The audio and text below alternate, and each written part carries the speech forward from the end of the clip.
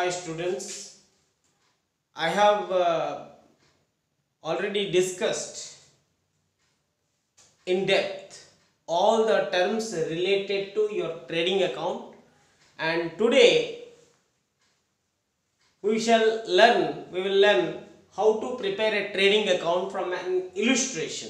Okay, this is the information you have been provided, and from this information you have to prepare a trading account.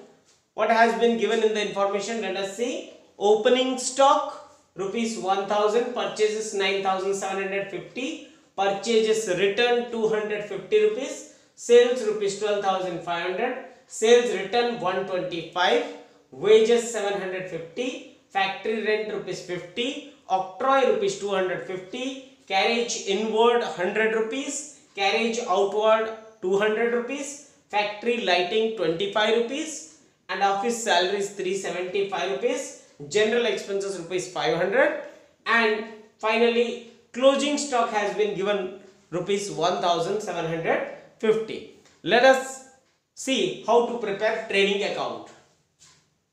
I have already told you that we are comparing the income from sales with the cost of goods sold. It is the expenses side, it is the income side. So first of all, let us see, you have to take opening stock 1000 rupees because it is also an expense, it is also the cost. You are selling the goods out of opening stock, and then you will take purchases 9750 rupees and less return rupees 250, that is net purchase 9500 rupees, net purchase 9500 rupees. Then it is the purchases during the year. So first opening stock, then net purchase you will put on the debit side, and then now come to the credit side. By sales, the income from sales 12,500 minus our customers have returned us goods of rupees 125.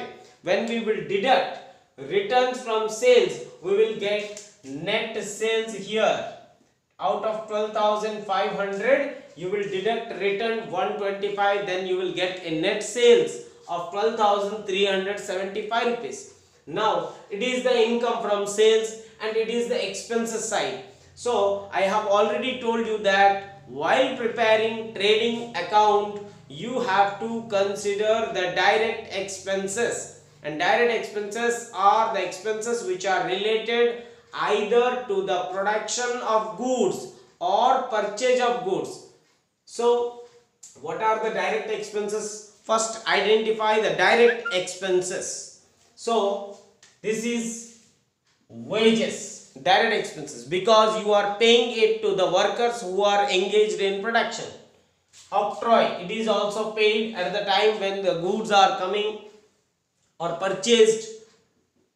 This is also factory rent is there, factory where you are producing the goods, that is why it is direct expense. Carriage inward, you are paying carriage at the time of purchase, inward means purchase, that is why it is direct expenses. Carriage outward is not a direct expenses because this carriage is paid on sales, that is why you leave it. Then factory lighting, it is also paid for the factory where you are producing the goods, that is why it is direct expense. Leave office salary because it is paid to the workers who are working in office, they are doing clerical work, they are not engaged in either production, that is why leave it, it is not a direct expense. General expenses, that means it is general expenses, it is nowhere it is mentioned that it is either related to purchase or production, that is why we can't take it as direct expenses, leave it. So direct expenses, wages, octroi, factory rent, carriage inward, and factory lighting. Then finally closing stock. I will tell you the treatment of closing stock last. So come, we have put all the direct expenses here. I have discussed now. to wages 750, to octroi 250, to factory rent 50 rupees, to carriage inward 100 rupees, to factory lighting 25 rupees. Then come, it is the total cost of all the goods. I have already told you that you are comparing the income from sales with cost of goods sold only. So it is the total cost of all the goods. Out of the goods you have, some goods may remain at the end of the year unsold. These are called closing stock. So closing stock, when you will deduct it from the debit side, the total of debit side, you will get cost of goods sold, because closing stock has not been sold. It should be deducted on the debit side. Instead of deducting it on the debit side, you may put it on the credit side. By closing stock rupees 1750.